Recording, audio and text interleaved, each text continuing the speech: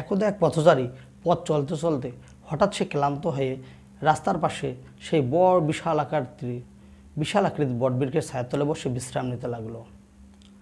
হঠাৎ তার চোখ গেল সেই রাস্তার পাশে সেই বড় মিষ্টি কুমড়ার ক্ষেতটার দিকে।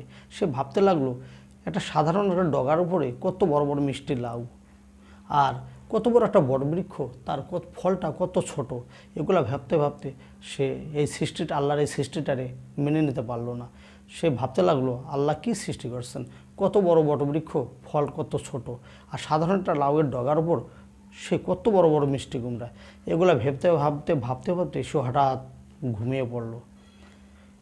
আকাশ থেকে একটা বটবৃক্ষের ফল তার নাকের ডগার উপর পড়লো এবং আচমকা তার ঘুমটা ভেঙে গেল এবং তার চেতনা ফিরে আসলো। সে বুঝতে পারলো, আজকে যদি এই ফলটা যদি সেই মিষ্টি কুমড়ার মতো বড় হতো, তাহলে এতক্ষণ তার আর জীবিত থাকা হতো না।